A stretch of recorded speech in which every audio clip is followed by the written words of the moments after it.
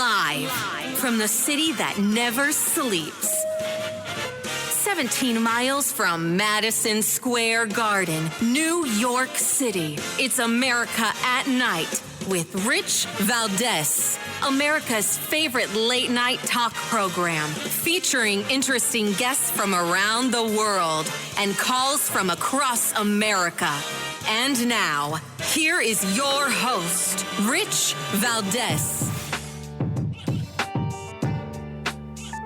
Hi there, good evening, and what's up, America? I am Rich Valdez, Valdez with an S, at Rich Valdez on all of the social media, your liberty-loving Latino amigo. It's Friday, TGIF, our phone number, 833-482-5337, 833-4-Valdez, and rough day to be Joe El Baboso Biden. Of course, I always give you the definition of baboso, is kind of a bumbling, drooling type of person, and good old President Biden, very rough, very rough. Yesterday, it was affirmative action being reversed, and he was just up in arms about that. Today, it was his student loan scheme being essentially called unconstitutional.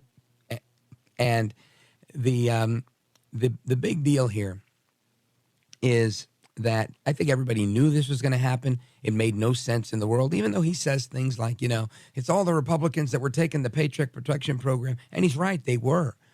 The issue was, it was the government that was forcing people to lay people off and then go and take these loans to try and make their payroll so that people would have money even though they weren't working in the name of the pandemic.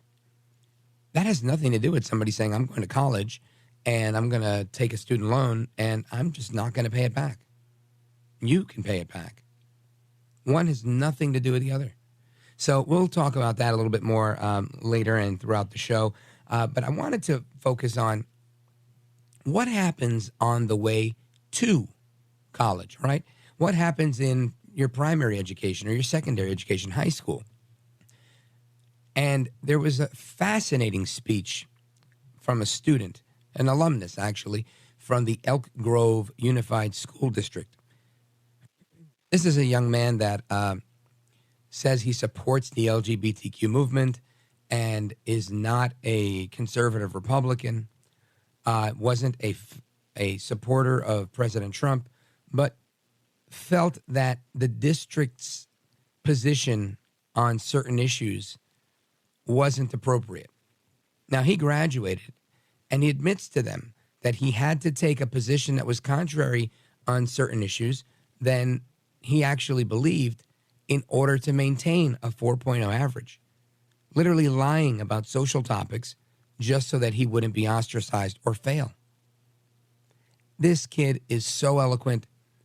He should run for president one day. Listen to this.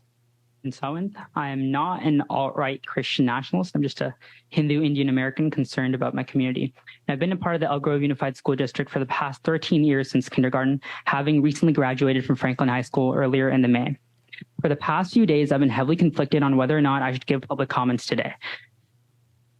I know for a fact that after my comment today, I'm going to lose a lot of friends. But I find the culture war pressing enough that I now have no choice to speak up. Because if I don't know who else will. And I also want to emphasize that I don't speak for everyone. I only speak for a sizable number of students that are scared of speaking up. Stop politicizing our classrooms. I cannot emphasize the number of educators and often entire school administrations that insert their politics into the classroom and punish those that think otherwise. I've been in classrooms where I've been forced to write in a liberal bias and advocate for progressive talking points I disagree with in order to earn a 4.0. You're quite literally incentivized to conform to your educator's political views in order to do well in class rather than to speak freely about your views. Over the past 4 years, I've seen teachers going on tangents about how racist police are. I watch teachers regularly bash Republican politicians. I've been forced to watch late night comedians bash Trump in AP Human Geography, and I've had to listen to my teachers discuss how terrible of a president Trump was. And it's for these reasons that I personally never felt comfortable expressing myself or my views until now that I've graduated, because you're either with them or you're against them. It's unacceptable. It doesn't matter if it's teachers in Florida going off on left-wing politicians or vice versa. We should not be having these political discussions in classrooms. I go to school to learn. I want to learn about math, science, English, history, subjects that excite me. Instead, the school district is hyper-fixated on social justice warrior priorities. I have no problem with treating others the way I want to be treated. We should treat everyone with respect, regardless of if they're gay, straight, lesbian, black, white, or brown. I interned for a Democrat state Senate campaign for 7 months. I voluntarily attended Pride marches, and I have zero problems with the Pride movement whatsoever. All adults and students given consent from their parents should be able to freely express their views and attend Pride events in their free time should they choose to do so. That is the essence of the First Amendment. The problem I do have is when the school district attempts to cram its woke ideology on students that are just there to learn. No matter the positive intention you have in purporting your social justice ideas in school, the more you hyperfixate on race, gender, and sexuality in classrooms, the more adverse reaction you're going to get from parents and community members. I've lived this experience for decades, over a decade, and I know EGUSD prides itself in diversity, so I just ask that you consider this as a diversity of thought and consider the other side just a little bit as well. I just ask you to do a little bit better. Thank you.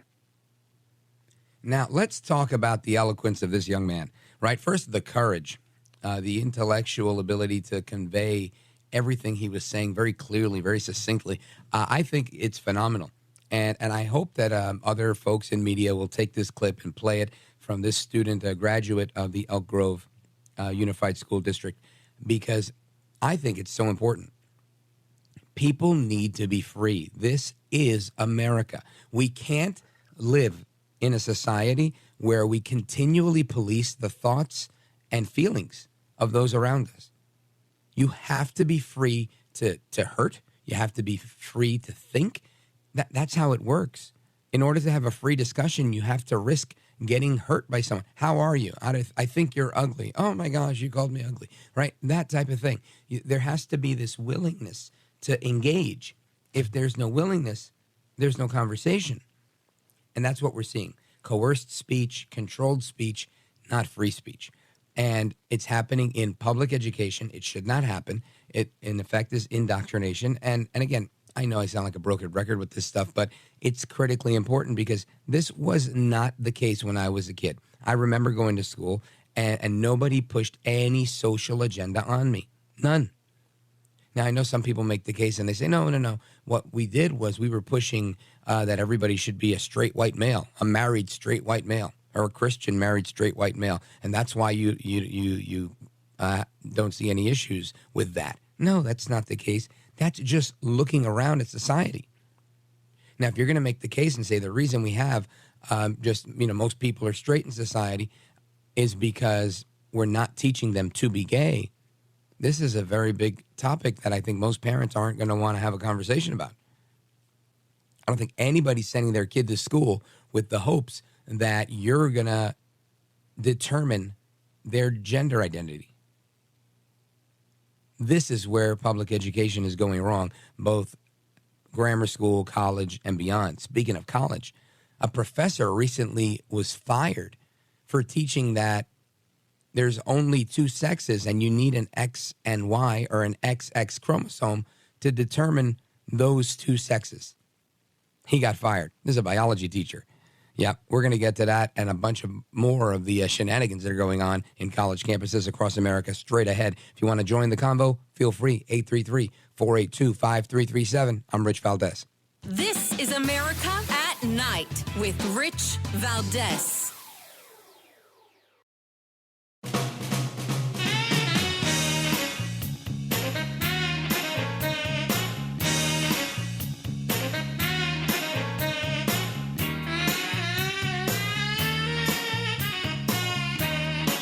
I want to listen to you, Rich, all the time. America at Night with Rich Valdez.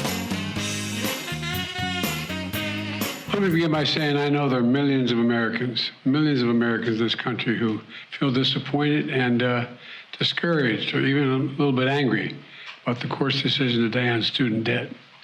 And I must admit I do too. All right, that's President Joe Biden. I like to call him Joe El Baboso Biden. And welcome back. The Supreme Court voted 6-3 to strike down President Biden's controversial plan to partially forgive student loans. The 6 justices that voted to invalidate the program, while 3 justices, usually considered to be more liberal justices voted to uphold it.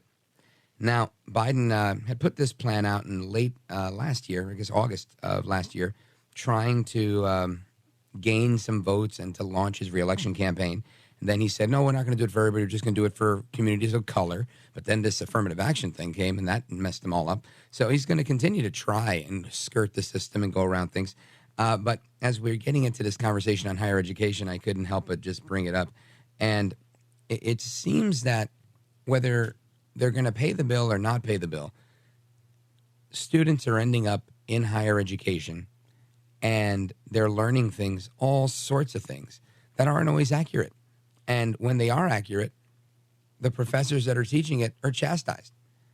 I'm looking at a story in the New York Post. A biology professor says he was fired for teaching that sex is determined by X and Y chromosomes. Punto final, right? Period, the end. But this guy got fired for that because the woke left within academia said, we're not allowing that. So I wanted to bring in Jennifer Kabbany. She's the editor at the College Fix, thecollegefix.com. Jen, welcome. Hey, Rich. Thanks for having me. Always a pleasure to have you on. I always appreciate your commentary and your analysis. And I want to get your reaction to the big story of the day that Biden's plan has failed. The Supreme Court said, no, you can't go paying off everybody's debt. What's your initial reaction to that? Hallelujah. Thank God for some wins. I mean, we people who like to support logic and reason and hard work and integrity and honesty, we don't get a lot of wins nowadays. So I'm going to be really, really happy for the ones we do. Yeah, I'm with you on that one. And I think it's for me, the grander scheme for me is I've seen such a shift in higher education, and I worked in higher ed for a number of years. And I can tell you that the shift I saw was even like amongst conservatives going to the left. And I couldn't really put my finger on why, because it wasn't even what they believed. But it's really the trend in the industry. The industry of itself has such a left-leaning bent. I shouldn't even say a bent. It's a clear trajectory to the left. And it seemed like they needed a funding source, so they were going to do this. Just go ahead, go to any school you want, and we'll do it in every school, and then somebody else will pay. And it seemed like it was going to happen. I'm pleasantly surprised because I had a feeling. I didn't have a good gut sense that this was going to happen, but I think we all knew that it was wrong. So I'll echo what you're saying. Hallelujah. Great outcome today. Now, do you think that's going to thwart a lot of the, I guess, the plotting that comes from those on the left within higher ed? No, I mean, the thing you have to understand about those on the left and in higher ed or wherever they're at is they never stop. I mean, they get an inch and then they want a yard and then they want a foot and then they want a mile. I mean, they take and they fight. I mean, that's one thing you have to give them credit for. I mean, they just never give up until everybody agrees with them, bows down to them, does everything they say, and lives their lives how the left wants, whether it's, not having a gas stove or, driving an electric car or whatever. I mean, they're not going to stop until everything's their way. Yeah, lamentably, that's exactly how it is. Now, I want to switch gears to this because, again, this is another example of the left not getting their way and throwing a tantrum with this professor, Professor Johnson Varkey. He's taught in St. Philip's College, or at St. Philip's College in San Antonio for 20 years. And they accused him of religious preaching because he was teaching that you need the X chromosome and the Y chromosome to determine sex. And I found this fascinating, that this was even a conversation that was occurring, but apparently it's not only a conversation. This guy's out of a job. Jenn Kabbany, what say you? Well, unfortunately, I'm not surprised, because anytime students get their panties in a bunch over something a professor says, they can go run to the bias response team and complain. And usually the professor has to go through a re-education training or apologize or what have you, take it back. In this case, it sounds like since he was an adjunct, he might have been on some sort of contract. And so they didn't have to, it's usually if you're a tenured professor, they have to take a few more steps. But if he's an adjunct, they can kind of get away with it a little easier. Now, granted, this guy's a pastor, And, I don't know. No, we weren't in the classroom. They accused him allegedly of, making other types of religious comments about LGBTQ individuals. So, it might have been more than just the XY, although I'm very sure he did tell them that is what determines sex. And, but the kids are being told that, no, your gender is a rainbow and it's a spectrum and it's whatever you want to be on any given day. So enough complaints where, the administration decided, we're going to cut this guy loose, but good for him. He's fighting back. And I'm glad that there are groups like apparently this legal group in Texas that's willing to, defend him and take a stand. Yeah, I agree. And, it's interesting. I remember maybe not last time, but another time that you were on this program, we were talking about these bias response teams. And, it always brings me back to my own college experience where before I said forget about it, I was at NYU and I was the odd man out always. Who's this Puerto Rican kid from Brooklyn that says that marriage is a good thing and, he believes in some God and he thinks that, Reagan was a good president. And it was such a difficult place for me to be. And I didn't know about the organizations out there that would help a student like me. And quite frankly, I don't remember if there were many of them at that time, 2001 or so. But I look at that and I think, there was no bias response team for anybody back then. They were just pretty all kind of left-leaning in what they did. And I remember complaining to the Board of Governors at NYU, and they basically told me, well, we understand what you're saying, and we agree that could be problematic for you. But our academic freedom policy when it comes to our professors is really hands-off. They get to do whatever they want because we stand by our academic freedom policy. And I just think, it's amazing how this professor didn't get that type of defense when they complained about him. Where was the academic freedom policy? Where was, we stand by our guy? That didn't happen clearly because it wasn't in their best interest. Right. No, these bias response teams are a more new endeavor of the colleges and universities as they've tried to coddle young people and helicopter parent them and convince them, unfortunately, that they deserve safe spaces and their thoughts and ideas and feelings shouldn't be challenged and words are violence. All of this has exploded really over the last decade, and it's gotten us to the point where we are in America today, where a professor can't even say sex is determined by, X and Y chromosomes without getting, canned. Yeah. Folks, we're on with Jenn Kabbany. She's the editor-in-chief at the College Fix. You got to check out the website, thecollegefix.com. Straight ahead, we're going to continue our conversation because a group of legislators in Pennsylvania have banded together to say, you know what, we are going to make sure that we're going to stop funding on anything if they're indoctrinating our kids or injecting them with puberty blockers. And there's a fascinating story coming out of Pennsylvania where funding was stalled for Penn State. So we're going to continue that. Plus your calls, 833-482-5337, 833-4-VALDEZ. Our guest, Jennifer Kabbany, editor-in-chief of the College Fix. I am Rich Valdez. We're coming right back.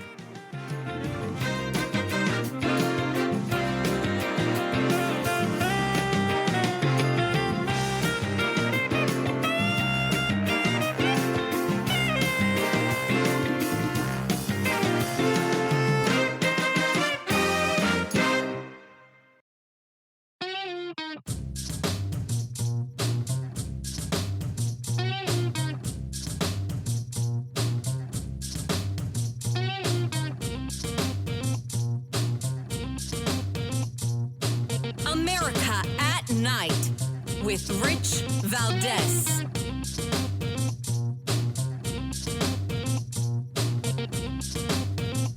Really?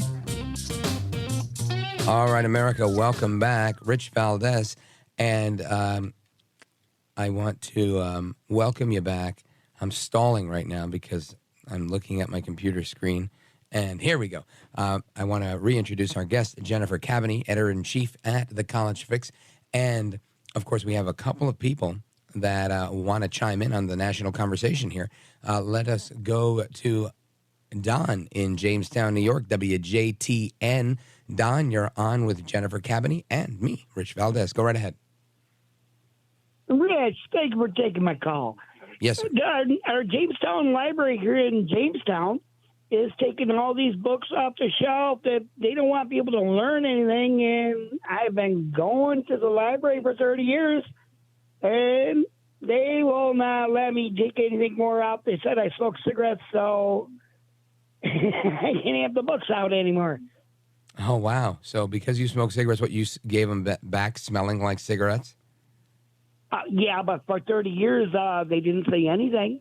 Yeah, it's probably the books you're taking out. Thank you, Don. I appreciate it. Jennifer Kabbany, does it shock you at all that libraries or college campuses or public school classrooms are doing everything and anything they can to silence their opposition? No, because it's about control. It's about controlling the narrative. It's about controlling information that people have access to and only allowing a certain narrative and certain information to be presented. That's what professors do in their classrooms instead of teaching both sides and letting the students decide what they think. Oftentimes, the readings, the textbooks, the assignments are very slanted and biased toward the direction the professor wants to lead them to. Yeah, for sure. And again, this is why a group of legislators that were based out of Pennsylvania, they said, no, we're not sending Penn State any more funding because they're doing things we don't like. In this scenario, injecting kids with puberty blockers. I mean, this headline on its face is crazy. As a parent, I look at this and I think, man, Penn State funding stalled because it injects kids with puberty blockers. Jenn Kabbany, walk us through it. Yeah, so props to this Pennsylvania Freedom Caucus, because they decided to take a stand. And they said, you know what? We're not going to send, millions of dollars to Penn State while its, medical school is prescribing puberty blockers to children under the age of 10. They just felt that the policy was unethical, and they drew a line in the sand, and they said, we're not crossing it. And to their credit, they were able to stall this funding bill and probably going to get it reworked, hopefully, because I'm sure Penn State wants its money. So they might have to, concede this victory to these Republicans. Yeah, and again, just to reiterate that, because I think it's great, there's a group of guys and women called the Freedom Caucus, and they're state legislators out of Pennsylvania. And they have blocked House Bill 1456 because the Freedom Caucus says, well, I have a quote. I'll read it to you. It's right in the article. The Pennsylvania Freedom Caucus made it clear at the beginning of the budget process that we would lead the opposition to taxpayer funding of Penn State if any policy that endangers the health or welfare of our children remained in place. That was David Rowe, Republican state representative, in a statement to the media. It continues to sit by and allow public funds to be used in experimental activities causing irreversible harm to children, some under the age of 10, makes lawmakers complicit in this abuse couched as health care. And that was Freedom Caucus Chair Dawn Kiefer, a state representative, also in a statement to the media. And Jenn Kabbany, I think that this is great. I think more state legislators need to use the power that they have to go ahead and control the purse and say, look, enough is enough. We're not going to do that. I don't know if it's going to happen. What do you think? We're seeing that in Texas and in Florida. They passed legislation this session that defunded DEI offices, just defunded them.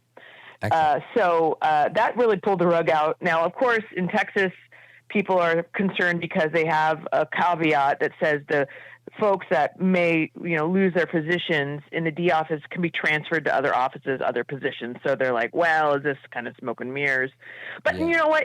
It's a step in the right direction where they're saying, this has gotten out of control because these DEI offices are essentially promoting reverse racism, right? White people are bad and, white guilt and white privilege, and that the only way to address past racism is to, discriminate against whites.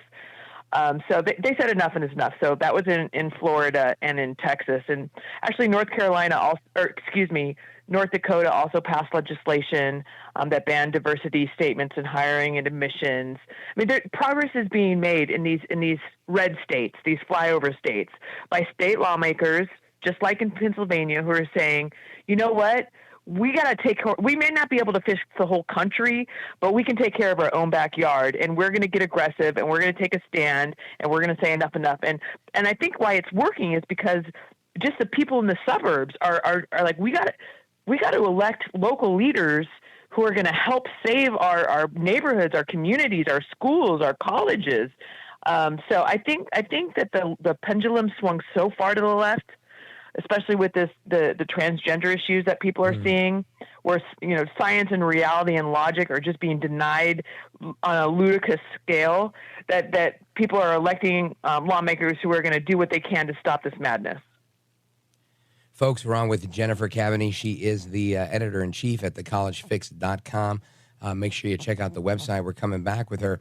We're going to wrap things up. And I also want to get your take on the impact of yesterday's ruling on affirmative action and reversing that. I think it's a good thing for America, but a lot of people are still up in arms. So we'll get your reaction to that on the other side. Again, our phone number, 833-482-5337. This is America at Night with Rich Valdez. Call now, 833-4VALDEZ. That's 833-482-5337. 833-4VALDEZ. That's Valdez with an S.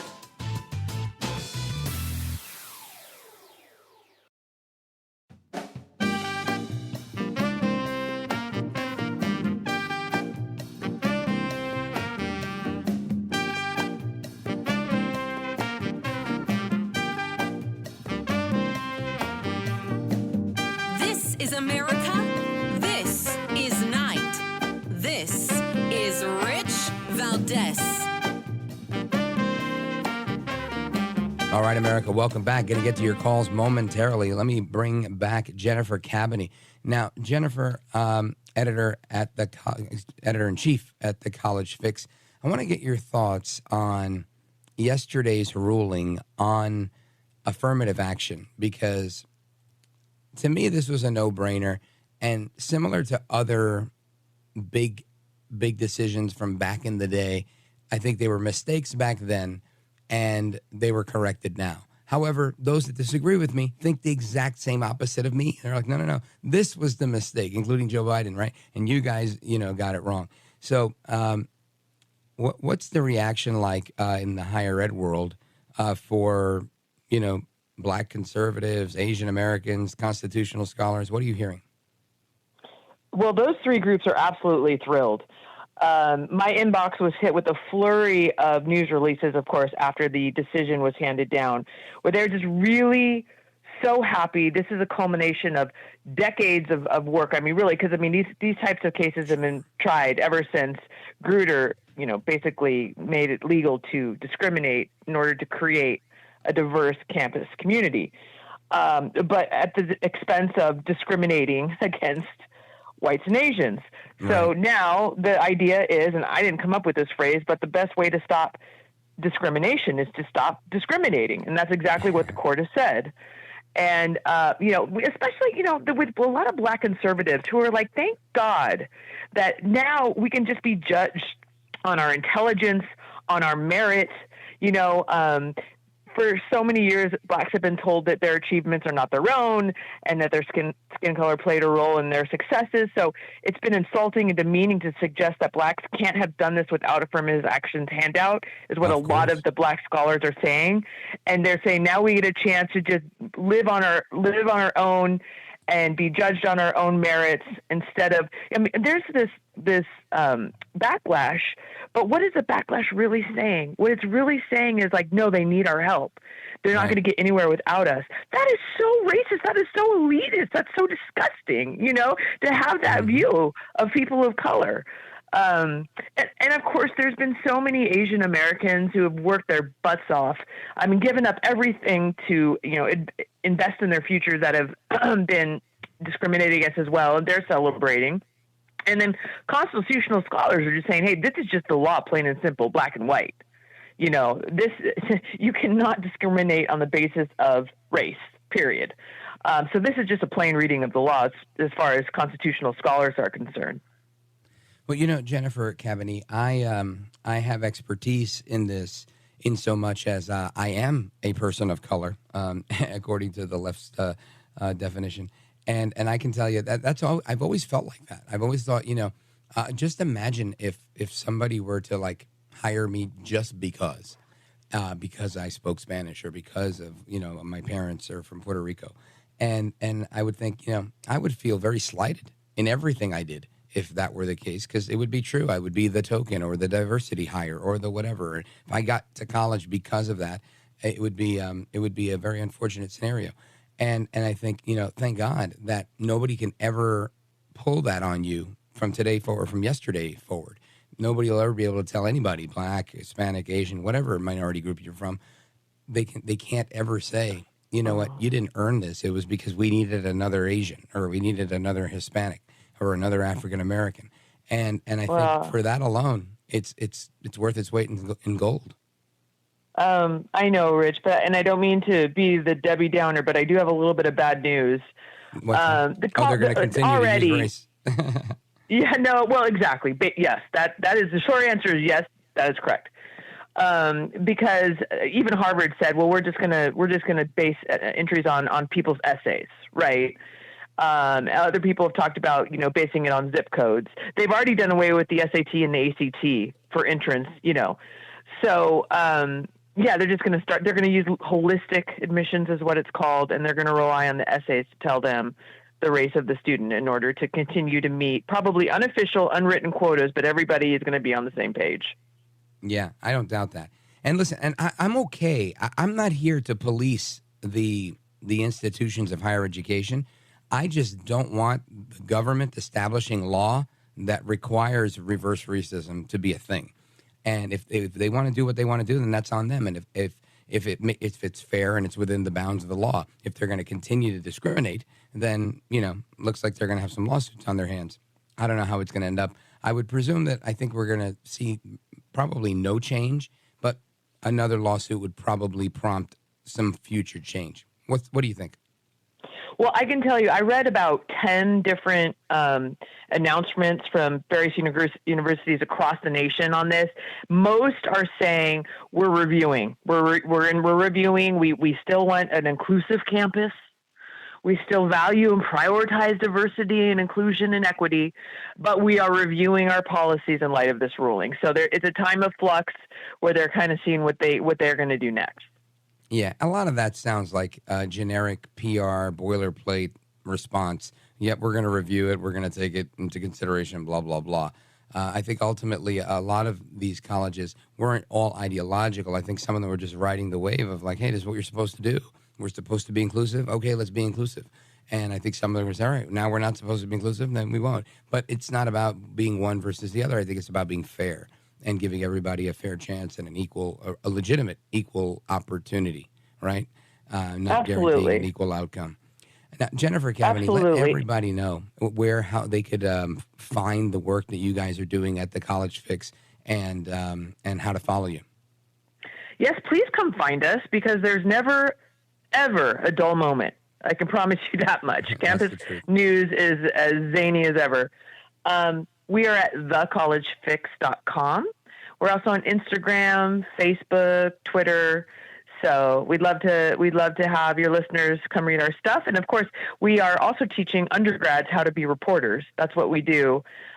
We have over 100 reporters, student reporters across the nation, and I'm their editor. I have a couple of editors working with me. We assign them articles and edit their work and help launch their journalism careers. So it's a great win-win because we're telling these important stories and we're creating the next generation of liberty-minded journalists. Well, I want to thank you for being with us tonight. I really appreciate it. Thank you. Anytime. You bet, folks. Jennifer Kabbany, editor-in-chief at thecollegefix.com. Check them out.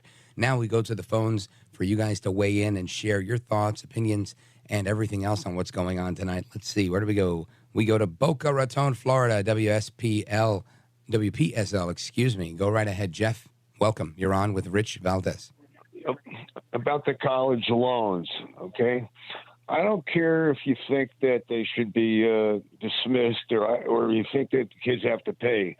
My problem is the cost of college is absurd. Mm-hmm. Take a course. How do you plan on fixing it?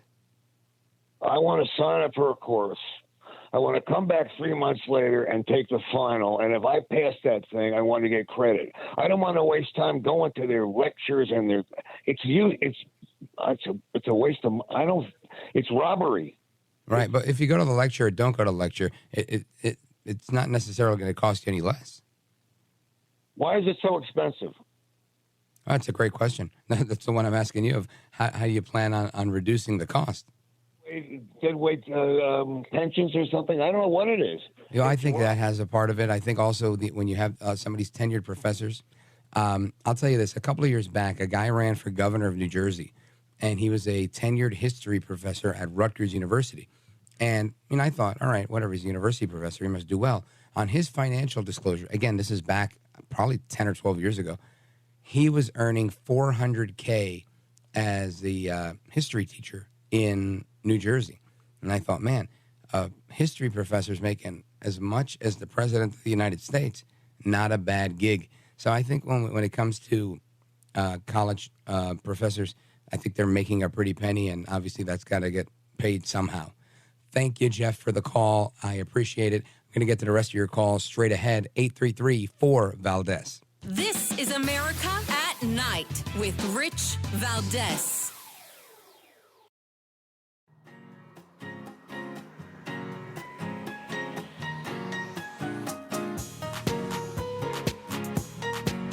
America at Night with Rich Valdez. All right, America, welcome back. To the phones we go, 833-4-VALDEZ. Let's go to Greg in Absecon, New Jersey, WOND. Greg, go right ahead. Good evening. Good evening. Valdez, yes, sir. the colleges sit on endowments that would knock the socks off. I mean, we're talking major dollars. Oh, yeah.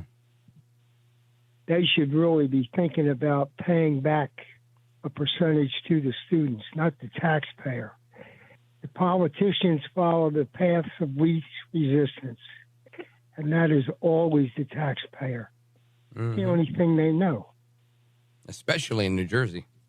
Yep, that's the truth. You're 100% right on that. A couple of years ago, I forget what the number is now, but I was blown away when I saw what Harvard's endowment was. Now, of course, not everybody's sitting on the money that Harvard is, but I was still blown away nonetheless. It was in the billions. And I was like, wow, that's just amazing. Hopefully other schools that are doing equally as well do give back more. I know they're supposed to give back in the form of scholarship and whatnot, but we don't seem to see that happening with the rising cost of college tuition. And the reality is, just like any business, there's the point of diminishing returns, and I think they're dangerously close to it. Mark in Wilmar, Minnesota, KWLM. Very quickly, we have less than a minute. Go. Right on, Rich. Yes, sir. I want to tell you about indoctrination. I want to tell you about conditioning of the population, indoctrination, and it's a scary tactic that is used. You got like 10 seconds. Get to the bottom line quick. And Satan does this. He mingles lies with the truth. There's a verse in the Bible that says Satan is the father of all lies. So I totally get what you're talking about, and you're right.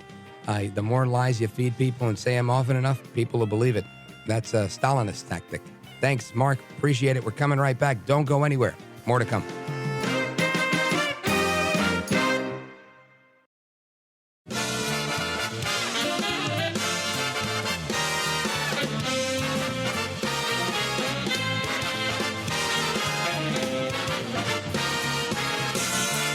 Live from the city that never sleeps. 17 miles from Madison Square Garden, New York City. It's America at Night with Rich Valdez, America's favorite late night talk program, featuring interesting guests from around the world and calls from across America.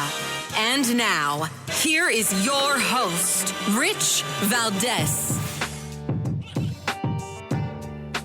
Hi there, good evening, and what's up, America? I am Rich Valdez, Valdez with an S, at Rich Valdez on all of the social media, your liberty-loving Latino amigo, and I'm happy to be with you. It's Friday night, hour number 2 of the program. I'm still recovering from bronchitis last week. It was actually last Friday that I had it. Lasted a few days throughout the weekend, and the voice comes in and out, so thank you for bearing with me. And I feel terrific. I just sound like frog in the throat. But the phone number, if you want to join our late night national town hall conversation, feel free to do so. 866-505-4626. That's our legacy line. And 8334-VALDEZ. They go to the same place, so it's all good. Use whichever one you like. Now, a couple of things. Of course, we talked about the Supreme Court ruling on affirmative action yesterday. The Supreme Court ruling today saying that, no, we will not pay for everybody's student loans. And there's plenty to talk about, plenty going on. And this is a funny one. There's a review that found a lack of leadership at the State Department caused the Afghanistan debacle. No, I could give you my own review. I found that a lack of leadership at the White House caused the Afghanistan debacle. We'll get into that at the top of the next hour. And Apple is the first company to be valued at $3 trillion. That's a lot of zeros. I think, more than I know, right? I think it's 15 zeros for, anyway, I'll figure it out. Anyway, we're going to continue our conversation. 12 zeros, there you go. Apple, $3 trillion. Now, there's other things I want to talk about, but I want to get into a story that I find fascinating. I find it fascinating because we've been talking about it for a couple of days and going in and out of this story. And it's a story regarding how your brain can be damaged in a way by obesity and how some medicine might help fix this part of the brain that is broken, like the pleasure center of the brain. And I think it's a fascinating thing. And there's a lot to talk about it on the topic. So I want to bring in somebody who understands this. He's from BrainTap. His name is Paul Magistri, and he's our guest. Welcome, Paul. Hey, thank you so much for having me tonight. How are you today? I'm doing great, and I'm really curious to know what's going on here because I've been on this weight loss journey myself for forever. Since like 2017, my doctor told me, you got to lose weight or you're going to die. And I said, oh, boy, I don't want to die. So I started losing weight, and I think I lost about 50 pounds and 60 pounds.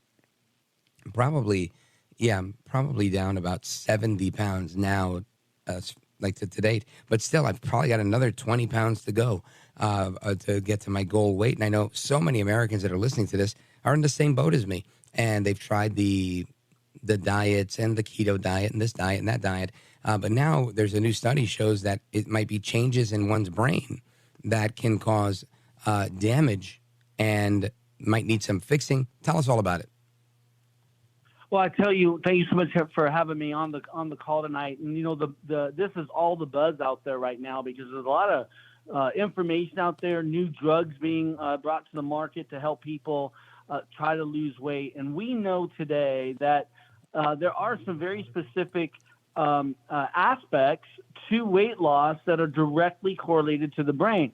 One is stress. We know that when stress is high, that, when your stress index is above, say, 100, we know that the liver can produce as much sugar, about 25 grams of sugar, much like a candy bar, into the bloodstream. And so every time there's a stressful response. And so that is literally as much sugar as a candy bar. And the challenge with that is that when that happens, you're unable to be predominantly burning fat when that happens. And so when you look at delta, theta, gamma, beta brainwaves, and you understand that delta, for example, when you have high stress within the autonomic nervous system, and you produce sugar, that can be a really big challenge. So lowering the stress state and making sure that the brain is balanced and optimal, not encouraging the liver to produce sugar is a big deal. Wow. So let's work our way through that. So higher stress levels cause your brain to produce higher sugar levels? Absolutely. So we know that, and the study, there's a study published in Nature Metabolism focused on the brain's response to nutrients in people with both obesity, and I think you read it as well, compared to those without. Now, the study was interesting because it involved 60 people, 40 years old and 40 years old.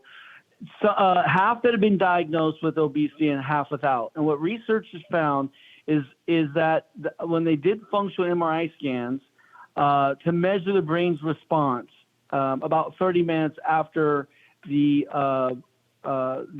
different solutions of glucose, lipids, water infused in the stomach of these participants, what they found is that the participants without obesity, there was appropriate activation of rewards in the sensors in the brain in response to those nutrients. But in contrast, the same areas of the brain in participants that with obesity did not show the same activation in the MRI scan. So even in cases where the obese lost 10% through driven weight loss and because with diet in response to diet and control, even after 3 months, and this is key, even after 3 months, experts suggest that the lack of reward response in the brain could lead to overeating and more challenges with weight gain. So what we know is that there, there's a saying that the skill, you have to have skill with the pill, and what we mean by that is that while drugs out there can help manage the psychological response to food, developing healthy habits, exercise routines, stress management skills are essential for long-term success and weight loss. And so we know that one of those tools in assisting a multifaceted approach is BrainTap, because we can lower stress. We can use the technology that's designed to really help relax the brain, reboot and revitalize by guiding the brain into various states of consciousness that are relaxed. It does this by using a combination of light and sound frequencies. So when you remember that weight loss is not one-dimensional, right? So it's crucial to address both the psychological and the physical aspects of eating and exercise. Does that make sense? Yeah, no, it makes a lot of sense. Now, how do you incorporate the light part of this? How would somebody incorporate that into their approach? So what BrainTap does is it's a comprehensive concept that includes an app and a headset. The headset delivers the light therapy both in the eyes and in the ears, and then it's also connected to an app. And with using all 5 aspects of brain entrainment: binary beats, isochronous tones, guided visualization, music, and light. So we know that the 2 ways to provide energy to the brain is sleep and light. We're light beings. And so we're able to, through those 5 aspects, balance the brain and calm down the autonomic nervous system so that it can be balanced. And so back to what I said earlier about it being a comprehensive approach to weight loss, not just one-dimensional.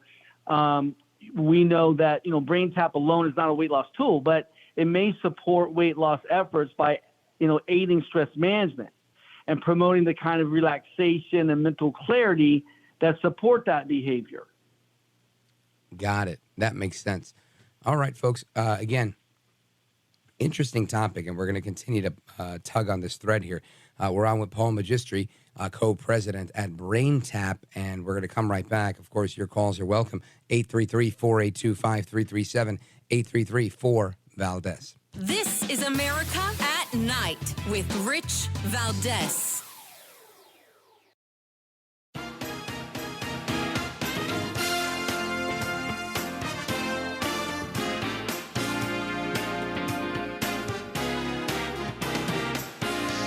This is is America at Night with Rich Valdez. All right, America, welcome back. Paul Magistri is co-president at BrainTap, and there's all sorts of reports coming out lately that certain drugs that help with weight loss and diabetes management, like Ozempic and Mounjaro, are helping people with other issues because of how they work. I forget what kind of inhibitors they are, but they affect some part of your brain, and it's just a fascinating concept. Paul Magistri, can you tell us a little bit more about this? Absolutely. So, as I mentioned earlier, it's all the buzz, right? The exact mechanism of how semaglutide, which is the active ingredient in Ozempic, in terms of how it works on the brain to regulate appetite and body weight, is not really fully understood. However, we know that it's a glucagon-like peptide, and they call it GLP-1. It's a receptor. Now, the GLP-1 receptor is a hormone in the body that's released in the intestine while you eat. Now, it helps regulate sugar levels, and it does this by stimulating the release of insulin, which allows blood sugar and having the release of glucagon, which raises blood sugar. When sugar levels are high, additional GLP-1 is thought to decrease appetite and food intake, which is why it's used in weight management. Now, semaglutide mimics the function of GLP-1. When injected, it binds to GLP-1 receptors, and it enhances their activity. Now, in terms of appetite regulation and body weight, it's believed that GLP-1 receptors in the brain, particularly in the areas known to regulate appetite, like the hypothalamus, play a role when semaglutide activates these receptors.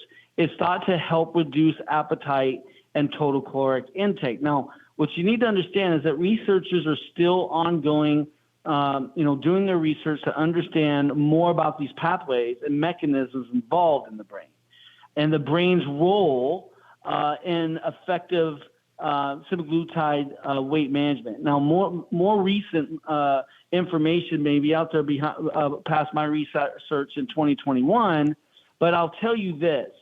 The study published in Nature Metabolism focused on the brain's response to nutrients in people with obesity. And I mentioned earlier, it was compared to people that were obese and the people who were not obese. And the key here that the researchers point out is that while the study supports the theory of weight loss, it's certainly more complex than just willpower.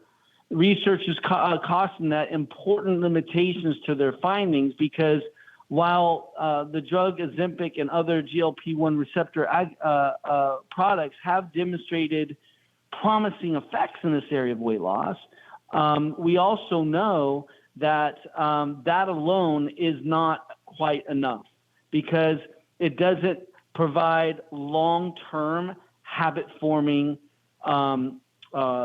benefits. And so what we know that to truly be sustainable in weight management, there needs to be a more holistic approach, one that considers not just the pharmaceutical interventions, but also behavioral changes, stress management skills.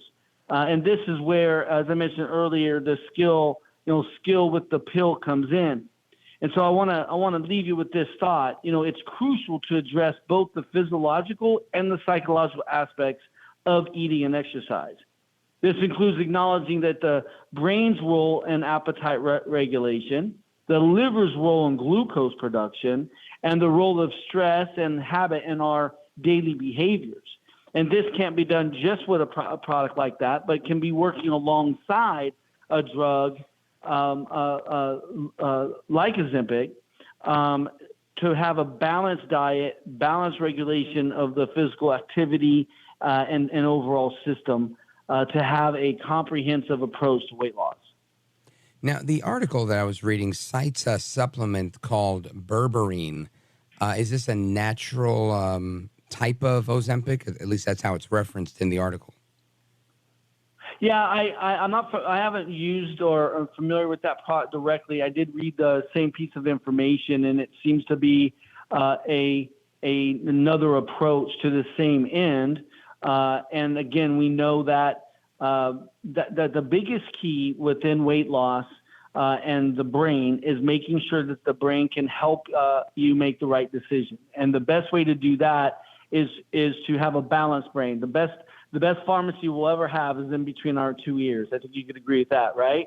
Oh yeah. So if we can have a balanced brain, a low stress autonomic nervous system, we won't be producing extra sugar through the liver. Our stress won't cause us to have a desire to have immediate gratification and just feel better, which oftentimes people eat or consume just to feel better and to stimulate the brain in a positive way through sugar, caffeine, and other nutrients. So again, that's why we provide the solution of BrainTap to balance the brain, slow down the autonomic nervous system, or get it more balanced and slow down the brain in general, so it's not stressed, not producing that additional sugar, and is able to impact the metabolism in a positive way.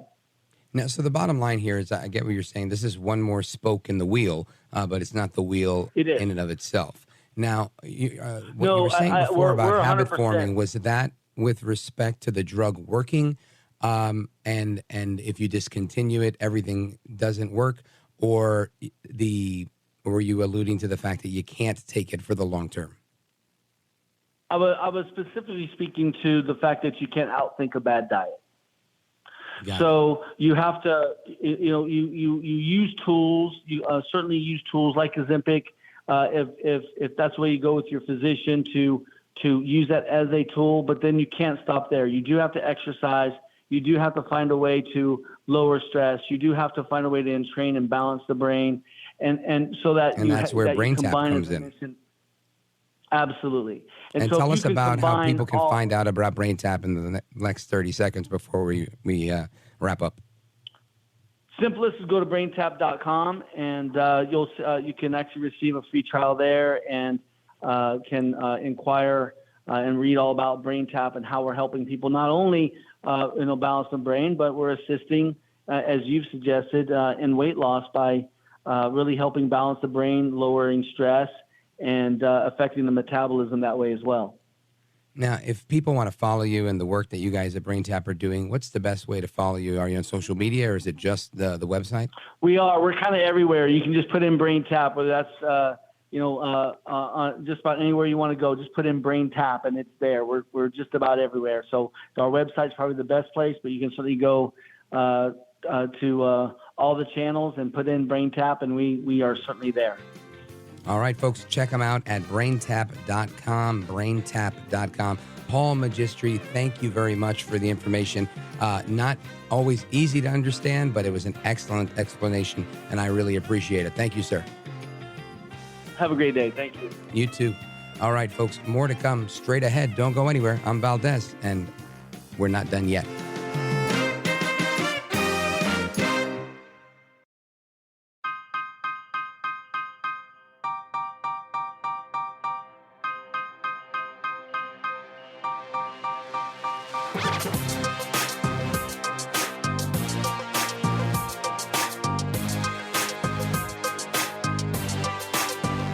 Well, thank you, Rich, and thank you for everything. I know you very well, and I listen, but I have a lot of people that listen, and they love your show, and I appreciate it very much. America at Night with Rich Valdez. All right, America, welcome back. Rich Valdez, and I'm excited to have this interview. We're going to talk about lessons from a common sense billionaire. How far do you want to go? And this is an individual that knows a lot about media and energy and politics and just a lot of things. He's a really well-rounded guy with an amazing rags to riches story. And it's an honor and a pleasure. Somebody I know personally because we had a business relationship. He was the owner of a radio station I worked at once. John Catsimatidis, welcome to the program, sir. Rich Valdez, always good to talk to you. We always had a good relationship, and I always enjoyed working with you. Likewise. And for the audience that doesn't know, I started my career at WABC, and it was Cumulus Media then. They sold it, and John Catsimatidis' company, Red Apple Media, purchased WABC, and it's been growing, and they've added so much to it. There's an amazing music lineup on the weekends. And John Katz, before we get into everything, or Mr. C as I like to call him, I'd like to let the audience know a little bit about your story before we talk about the book, but I know that's part of the book. And I know you're born in Greece, but let's take everybody through that story, because I think it's a real story, a rags to riches American dream story of an immigrant from Greece. Go right ahead. Well, to keep it short, my grandfathers, my two grandfathers came to America in 1913, over 100 years ago. My mother's father came from Constantinople, where my mother was born. That was part of the Ottoman Empire. At one time in Constantinople, there was 3 million Greeks until the Ottoman Empire, I guess, threw them out. And my mother, her father, my grandfather, escaped to the Greek islands of Nicetos, right next to Kos, K-O-S, along the Turkish coast. But then those islands were part of Italy. And my father was born there, and but it was part of Italy from 1904 or 1905 to 1947. And, things were moving around. And my father worked for the Italian government, watching a lighthouse for 17 years by himself on this lighthouse on this island to earn a few Italian lira to take care of his 3 sisters and his mom. And after World War II, when the Italian government was on the wrong side, they were on the wrong side. They were with Hitler. So the Brits came in and said, "You got to be punished." So they took all those islands along the Turkish coast that belonged to Italy and gave them back to Greece. My father lost his job with the Italian government, went back to his island of Nicetos, and married my mom. And my father was 6 months late to come to the United States. I was born 6 months. I was 6 months old when I got here, so I could never run for president. So, what happens? All right. So now, folks, we're on with John Catsimatidis. He's the author of the brand new book, How Far Do You Want to Go? Lessons from a Common Sense Billionaire. Now, John Catsimatidis, I know that this was the story of your family coming from Greece and Mykonos, and your dad working for the Italian government. But eventually you become a New Yorker, you're raised in Harlem, and then something you and me have in common, you went to NYU and didn't graduate. Tell us the story. I went to Brooklyn Tech High School, and I still have a lot of Brooklyn Tech friends. And then I had the choice. I had the congressional nomination for West Point, but I ended up going to NYU Uptown campus.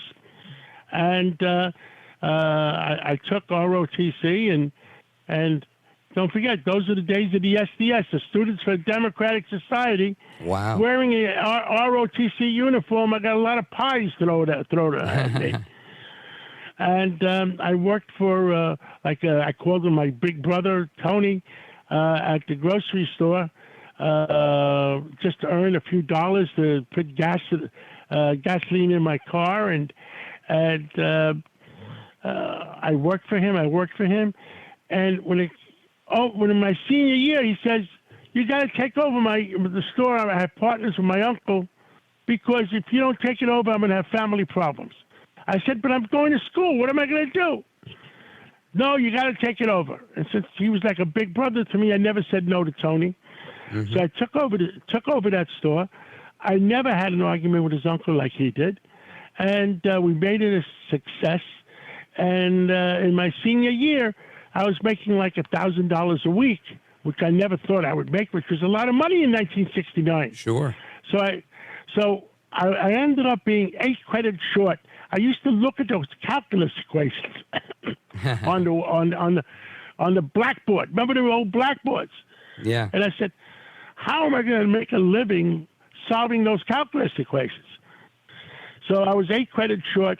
So I didn't graduate. I stayed in the food business, and that was my first success. Within 3-4 years, I had 10 stores, making $1 million a year, when $1 million was really $1 million. And that's what started off a lot of the things. And I grew up in Harlem on 135th Street, and my father worked for. He didn't speak English well, so he worked as a busboy for Longchamp's restaurant. Mm. And on Saturdays and Sundays, my father spoke fluent Italian. So on Saturdays and Sundays, he would go to Astoria, where there was a lot of Italian restaurants, and he would work as a waiter there. So he worked 7 days a week, so you make sure that the family had food on the table. Outstanding. Now, we're going to continue our story with the story of John Catsimatidis as he's discussing his book, How Far Do You Want to Go? Lessons from a Common Sense Billionaire. Because right now we're leaving off with making $1 million a year, but there's more to the story, right? There's the getting involved in energy, becoming a billionaire, buying a radio station, running for mayor of New York City. There's a lot left in this story, and we're going to continue straight ahead with John Catsimatidis. Don't go anywhere. This is America at Night with Rich Valdez.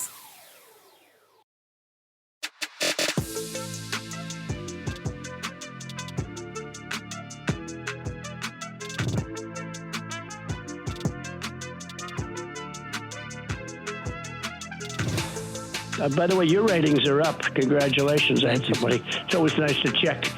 I like to see, even if they're friends, I like to see how are they doing. Are people listening, right? But right. You're doing great. America at Night with Rich Valdez. All right, America, welcome back. Our guest is John Catsimatidis. He is the author of the new book, How Far Do You Want to Go? Lessons from a Common Sense Billionaire.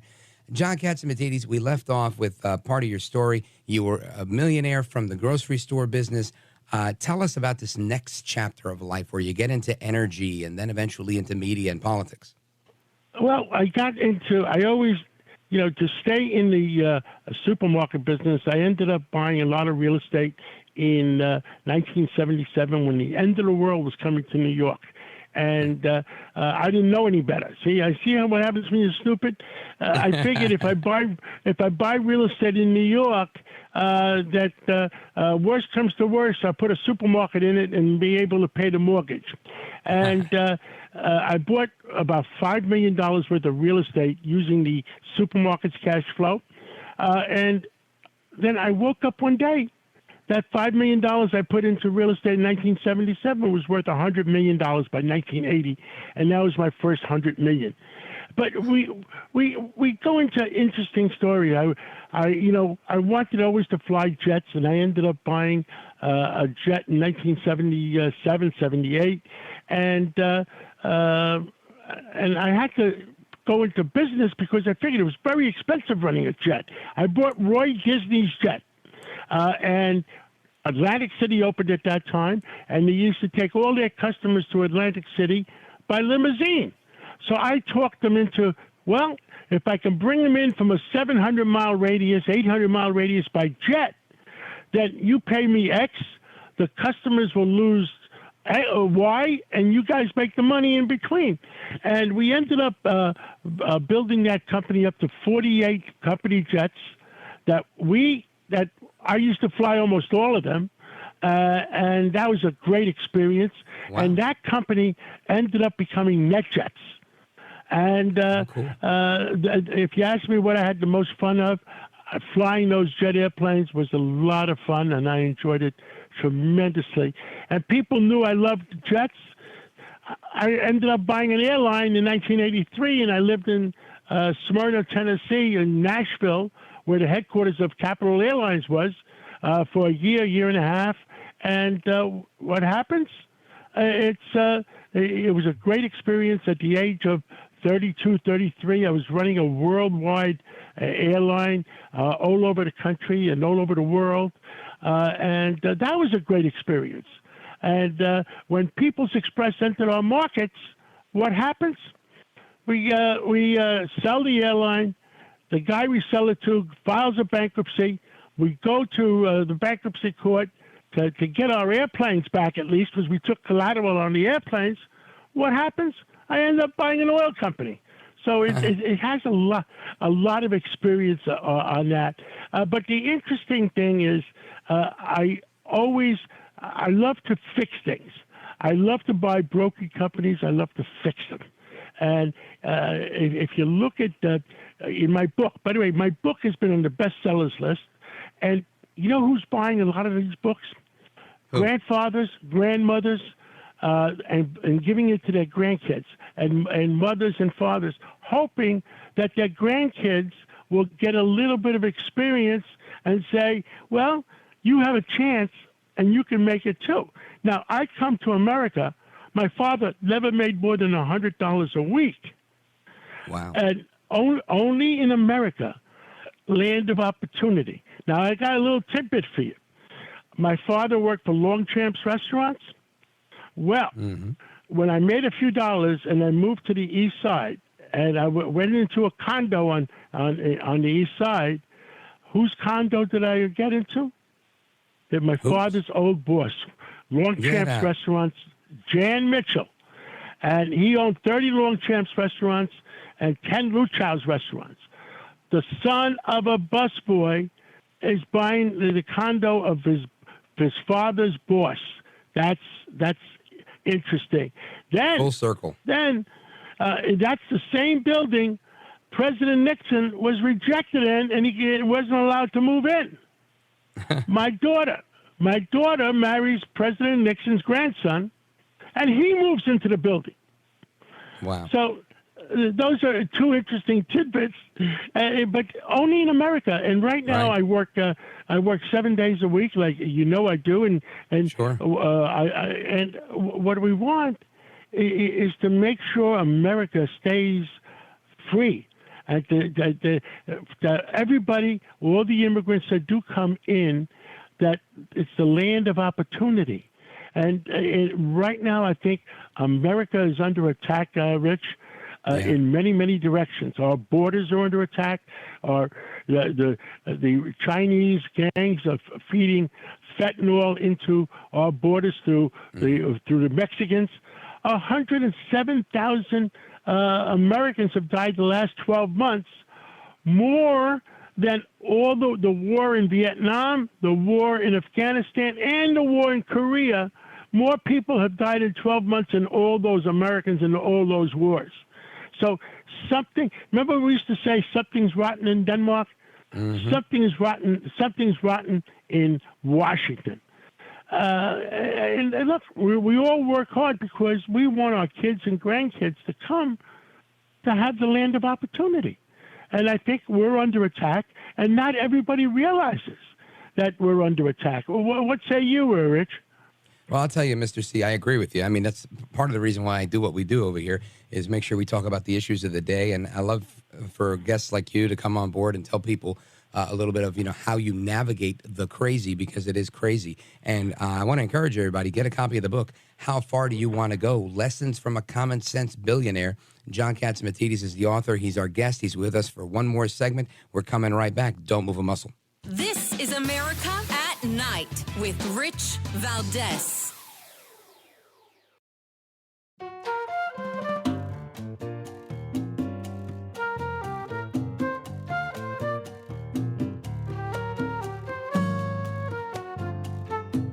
Call now, 833-4-VALDEZ. That's 833-482-5337. 833-4-VALDEZ. That's Valdez with an S. All right, America, welcome back. It's Rich Valdez, and I'm here with John Catsimatidis. He's the author of the book, How Far Do You Want to Go? Lessons from a Common Sense Billionaire. You can check that out wherever you get your books, and I recommend getting 2 copies, a copy for yourself and a copy to give away to somebody as a, as a gift, because I think it can really impact their lives. Now, John Katz, there's so much to talk about, but so little time. I want to make sure that everybody knows your full story. And again, the way we met was I worked at WABC Radio in New York City, one of the most legendary stations in the country, in the world. And they were selling it. The Cumulus Media was selling WABC, and John Katz bought the company and moved it to the east side, and lots of changes happened. And here we are with WABC still going, still rocking, with a new book coming out. And if you guys ever want to listen to the program, you've got Katz and Crosby. That's on every day at 5 o'clock. And, of course, you can get copies of the book at WABCradio.com. Now, John Katz, in the time that we have remaining, you alluded to the state of affairs in America, and you said we have a problem in Washington, and I agree. If you had a magic wand and you could become president overnight, what's the first thing you do to fix the problems in Washington? Well, first of all, you're going to bring common sense back to Washington. You got to seal our borders. You got to make sure Americans are not getting killed by the fentanyl coming over our borders. I would double or triple the size of the FBI, make sure I clean up the management on the top, because there's a problem between the Department of Justice with political appointees and the FBI. And I don't know where the problem is, but there's a problem there, because 99.9% of FBI is honest, hardworking individuals.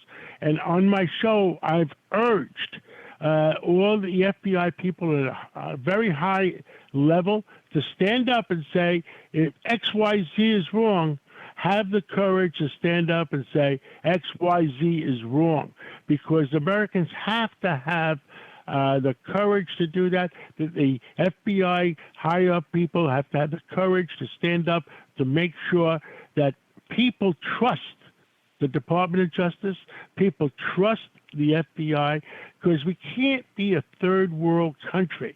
And I think that's very important. I think we got to... I agree. The amount of money that the Chinese are putting into our universities, trying to point them at directions. I believe, look, I went to a university, you went, and a lot of our friends went. The universities are supposed to teach both sides and let the students make up their mind what they want to do. But they got to learn what the truth is. And right now is so one-sided that I'm not sure they are getting the truth. And Mr. C, I think that's the problem. There's a battle for the truth. People are debating what truth even is. People are debating, if there's no truth, there's no faith. I think this is such a huge problem that we have. And I've never seen this problem, but for growing up and seeing it recently. But to me, it's the biggest problem that we face. In the time that we have remaining, and it's seconds to go, let everybody know how they could follow you and pick up a copy of the book and see what you're up to. You could buy the book on Amazon.com or BarnesandNobles.com, or an autographed copy from WABCRadio.com in their store. And I think even CatsRoundtable.com. And I'm on with Rita Cosby every day between 5 o'clock and 6 o'clock, 770 in New York, and WABCRadio.com worldwide. And on your iPhone, at 77 WABC. Catch the Cats Roundtable. Catch Katz and Cosby every day, 5 o'clock to 6 o'clock. They're on right before the great one, Mark Levin. Mr. C, I want to thank you for being here. You're a patriot. God bless you, sir. Thank you, Rich, and I enjoyed talking to you. Likewise. Take care. More to come straight ahead. It's Rich Valdez, America at Night. We're coming right back.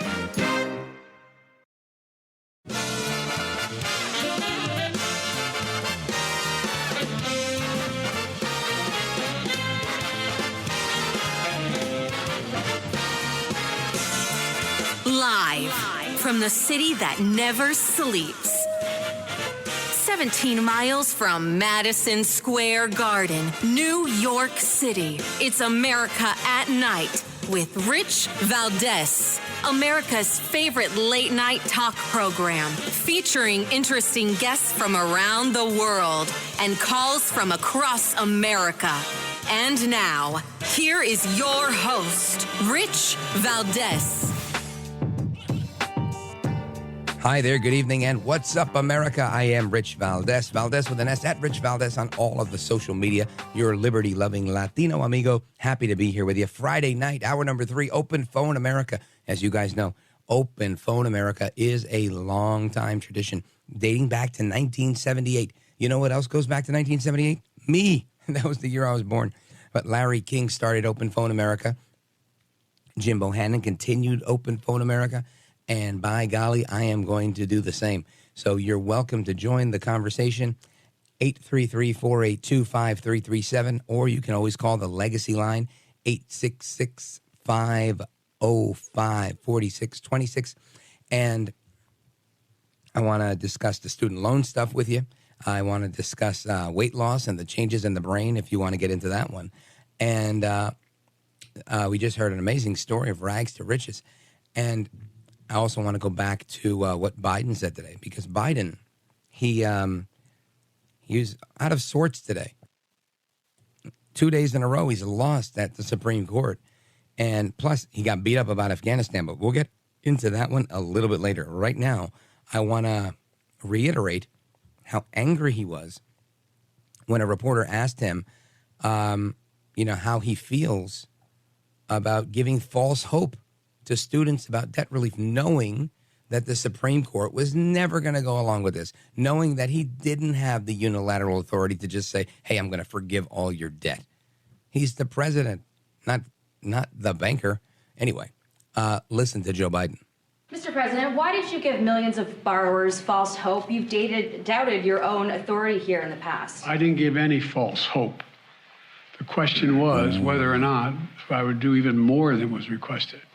What I did, I thought was appropriate and was able to be done and would get done. I didn't give borrowers false hope, but the Republicans snatched away the hope that they were given, and it's real hope. Thank you. Mr. President, will you cancel? Sir, Mr. President, it was not the Republicans that snatched it away. It was the federal judiciary, the highest court in the land. What are you talking about, Joe El Baboso Biden? This is the stuff that bothers me. When we're lucky that he didn't say it was the MAGA Republicans or MAGA extremists, because it's a lie. And it's amazing to me that there's not a follow-up. And yes, they were yelling, but I doubt they were going to say, now you realize, sir, it's not Republicans that did this. It's the courts saying that you didn't have the authority. And I would love to see where he goes on a follow-up like that. But no, we don't get that from the media. We don't get that from Biden. He just wants to keep singing the same old song. And he goes on. Come on. Listen to this. The hypocrisy is stunning. You can't help a family making $75,000 a year, but you can help a millionaire and you have your debt forgiven. My plan would not only have been life-changing for millions of Americans, it would have been good for the American economy. Freeing millions of Americans from the crushing burden of student debt. More homes would have been bought. More businesses would have been started. More couples would have had the confidence to start a family. Oh, my gosh. If we use that logic, can you pay everybody's mortgage off? Because if you pay off everybody's mortgage on their first home, guess what? They're going to buy a second home. That's right. We're getting that condo in Miami. We're getting that house down the shore. We're getting that vacation home. We're buying that RV and doing that cross-country trip. Because you know what? There's more investment. That's right. I'm going to buy an RV if you pay off the mortgage or if you pay off. Joe Biden's logic is so flawed. It's so crazy. It's so silly. I mean, they love to whisper and yell at the same time. Nobody's above the law. But yet he comes up with these lofty decisions, spending other people's money as if it's his own, and making it look like if the government gets into debt more and more, that's somehow good for the economy. I mean, this man is not well. He's really not well. And I don't want to sit here and beat up Joe Biden. That's a matter of happenstance for me. I beat him up because he deserves to be beat up. But really, I mean, how do you say these things? You're president, sir. This is why he's got a 34% approval rating. That means 66% don't like what he's doing with the economy. No bueno. Now, that wasn't it. He went on, and I'm going to dig in. We're doing a deep dive here because you know what? Joe Biden is not going to get a pass from me, from this program, or from any of you, the listeners, because we're not just going to give you a little soundbite. We're going to give you everything, as much as I can, so that you can hear it and hear how silly it was from the beginning when he said that he didn't give false hope. Oh, yes, you did. And now you want to blame the Republicans for their paycheck protection programs during the pandemic, when, again, it was the government that made people stop working. Nobody made anybody go to college and take a loan. Please wake up, sir. Stop lying. Anyway, Now he goes on, and let's see where we are here. We're going to go to number 6. President Biden says that what he's been doing is been fighting for student debt so far. Listen to this. First, we made the largest increase in Pell Grants in over a decade, helping students from families who nearly all make less than $60,000 a year. Then we fixed the so-called, with the help of the department, public service loan forgiveness program. So the borrowers who got into public service, such as school teachers, police officers, social workers, service members, they actually got the debt relief they are entitled to under the law. Before I came to office, only 7,000 people have benefited from that program. Today, over 600,000 borrowers have received relief from that program. And it's still available. So many more people can be helped. And I encourage you to apply if you haven't already. You're still eligible. Go to studentaid.gov. It matters. Third, my administration improved the program from the Obama-Biden administration on income-driven repayment plan. That's what it was referred to as. Back then, we set a limit. Student borrowers would pay no more than 10% of their disposable income to pay back their debt in any one time. My administration is going to reduce that to 5%. Now, listen, I worked in public service, and I do have student loans, and I didn't get any public service loan forgiveness. So what I'm going to do is an experiment on this program. I'm going to go to studentaid.gov, and I'm going to see if they forgive the tens of thousands of dollars that I have in student loans. And I'm going to let you know. And if Biden gives me a pass, then I'm going to thank everybody in this audience and all of your friends and all of your neighbors and all of your cousins and all of your aunts and uncles for paying my student loans off because I decided to take a job working in the state of New Jersey. And I guess apparently that qualifies me for public service loan forgiveness. Now, the issue that I have with this is that this is, in effect, training people to become a part of the Democrat Party. Now, it has, if you're listening and you're saying, come on, Rich, you're being intellectually dishonest. I'm not. Does that mean that Republicans can't get it? Well, I'm going to be the test, and I'm going to see if it happens or not. And does it mean that you have to be? No, you don't. But when you look at the overwhelming majority of people that work in government, that work in nonprofits, NGOs, these are not conservatives. They're just not. So by and large, by a matter of fact, if you look at who makes up the workforce in these industries, these are not conservatives. They are Democrats. Now, does that mean that we should do away with the public service loan forgiveness? I don't know. I don't think it's been around for a long time. I'm just saying it seems to me like a way to almost, build up the government from the inside, saying, no, just go to college. Don't worry. As long as you come here, you won't have to pay. And it's like a worked-in benefit. Again, some see it as a benefit. I see it as maybe not the fairest way to do things, knowing that you're excluding a lot of people. But again, conservatives have a choice if they want to work in government, and I think they should, because you let your light shine. You know what I mean? Anyway, let me know your thoughts on this. 833-482-5337, 833-4-VALDEZ. This is America at Night with Rich Valdez. Call now, 833-4-VALDEZ. That's 833-482-5337. 833-4-VALDEZ. That's Valdez with an S.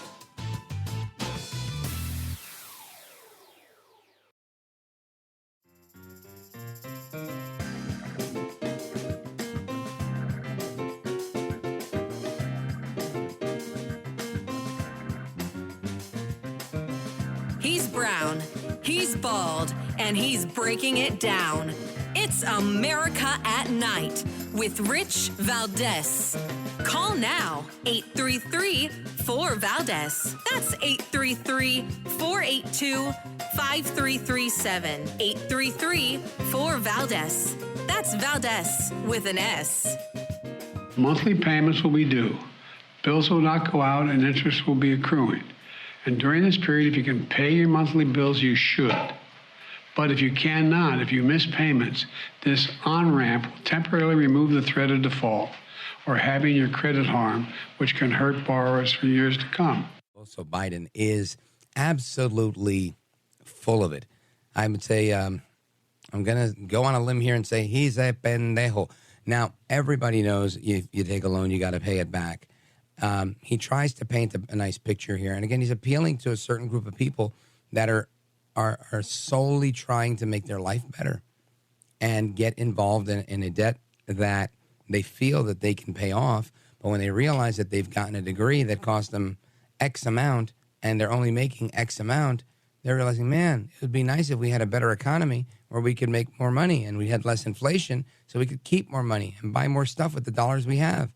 But that's not happening, right? It just isn't happening. That's what it is. Anyway, I want to go to your calls. Let's go to Pittsburgh, Pennsylvania, KDKA, and check in with Carolyn. Carolyn, welcome. You're on with Rich Valdez. Go right ahead.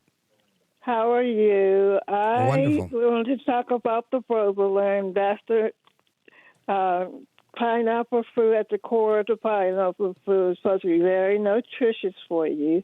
And I am also blind, and my lungs were forgiven.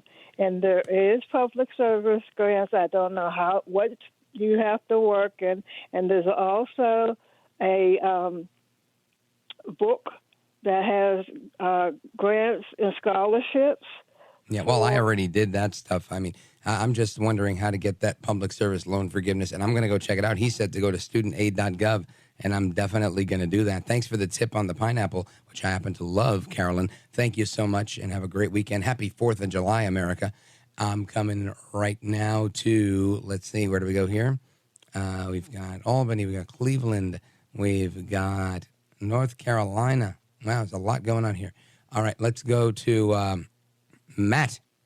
He's near Morehead City, North Carolina, WTKF. Matt, go right ahead. Yes, sir. 80 miles north of there in a straight line. How you doing tonight, Rich? Wonderful, brother. How are you? Good. I want to point out a couple things real quick. I told you a cold cleaner. It seems like the Democrats took a little bit of their nonsense this week, doesn't it? Well, I think Democrats are whining and crying and tucking their tail between their legs because they lost twice at the Supreme Court. And it's amazing how we can't have reverse racism in college admissions anymore. And now we can't give away money for free through student loans, a new type of redistribution of wealth. So, yeah, I think they're very upset. Well, let you take over. You're the expert. I'm just throwing it out there for you. Oh, you tell me, what was your take on the Democrats this week? I loved everything they lost and everything us Republicans won. And I also have a Trump flag coming my way. I don't have to even pay for. You know, I spent a couple of minutes with Donald Trump last night at his golf club in Bedminster. And I got to tell you, he's lost some weight. He's looking trim. He's looking younger than he used to look. He's really gearing up for this race. I tell you, I think he's going to go the long haul here, and he's doing great with the poll numbers. Now, what's interesting is another one that looks great, Robert F. Kennedy Jr. This guy, I don't know if you saw that video where he took his shirt off and he started doing push-ups. He's in excellent shape. I was like, man, I need to get in shape like that guy. It's going to be an interesting matchup. We got to see if maybe Biden will take off his jacket and throw himself on the ground and do a few push-ups. Who do you put your money on? Is it RFK, Biden, Trump? Who do you like? Trump, I love. Can I say one more thing? I have thousands of personal friends and millions on the radio that all support Trump. I'll tell you that right now. So Trump again, they're 100% for him. All right, there you go. Matt, near Morehead City, North Carolina, WTKF. Big shout out to everybody in that part of the world here in America as we continue our journey across the country. Let's keep going. Let's see, where do we go? Let's go to Sandra, Dothan, Alabama, WDBT. Sandra, you're on with Rich Valdez. Go right ahead. Yeah, I was telling your screener that I'm totally against this, our government, which is us, it's our money, paying people's college debt. I know people that have worked their way through school. I have neighbors that have taken on a second job that put their kids through school. Why do these people, if they've got all this intelligence, Why do they think that they're entitled to get their college paid for? If I was a parent, I'm not a parent, but if I was a parent and I had worked extra hours or an extra job to put my kid through school, I'd get some other parents together and I'd have a class action lawsuit against the president. Yeah, and I think that's the right way to look at it, right? I can't, I don't know that people are asking, hey, pay my loans, pay my loans. I don't see there's no groundswell of people asking for this debt forgiveness. This is literally Biden and the Democrats coming up with a scheme to try to entice people. You know, people say, look, what are the biggest expenses that you have in life? And they've always been the same, right? They haven't changed. You're going to incur some debt to buy a home, to go to college, and to buy your first car or third car, 10th car. But at some point, you're going to take a loan to buy a car. Most people, those are those big investments that they make, or I should say big expenses. And it's fascinating to me that nobody says, oh, look, I bought a house and you need to pay it off. Nobody does that. Nobody does that with their car. But yet, and nobody's doing it with college either. It's just a handful of people trying to sell this as if it's a real thing where people are looking for that. And I reiterate, there's no groundswell of support of people making requests saying, look, we have to do this. The whole thing is astroturf politics. It's ridiculous, in my opinion, Sandra. Well, and the other thing is that a lot of these monies that they did get loans for, that wasn't strictly used for college either. Right, and you have that ability, right? And when you go to college, they say, you get this is for books, expenses, this and that. Some people buy cars, they do whatever. And you're right. I mean, especially back in the days. Back in the days, you had, if you got X amount, you'd be able to maybe finagle. Now, with the high cost of college tuition and housing, it's very likely that you're spending most of your money, on actual college expenses. But you raise a good point, and I agree. We shouldn't be paying off people's debt, and I don't think people are asking for it. Anyway, we're going to continue with your calls straight ahead. Don't go anywhere. I am Rich Valdez. It's America at Night, and we got more calls coming in. We've got, let's see here, Missouri, Michigan, Ohio, New York. Lots of calls. Happy to speak with you. Open Phone America. You can call on any topic, what we're talking about, or anything else. This is your chance to be heard. It's Open Phone America. I am Rich Valdez, and we're coming right back. 833-4-VALDEZ, 833-4-VALDEZ.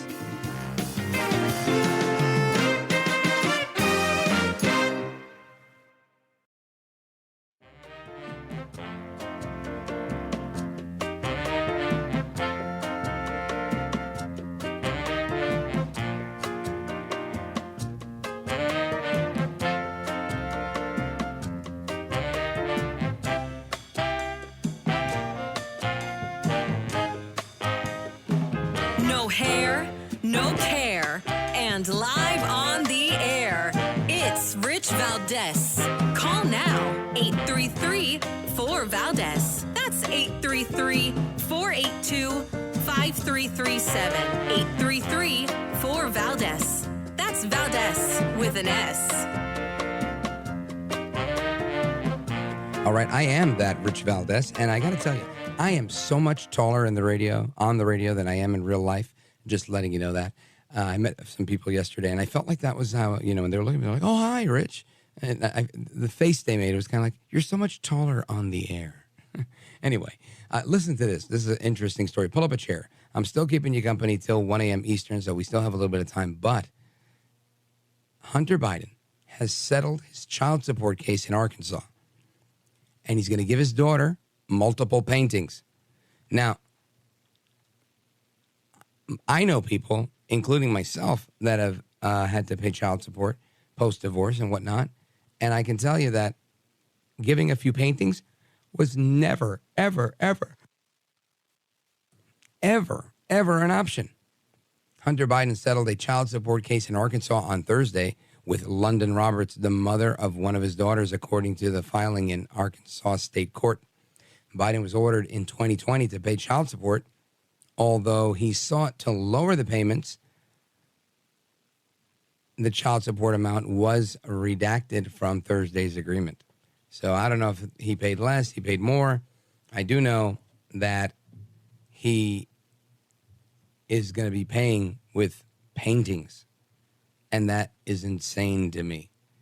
I don't know. What do you guys say about that? Let's go to the phones. Let's go to Bill, Jefferson City, Missouri, KTTR. Go right ahead.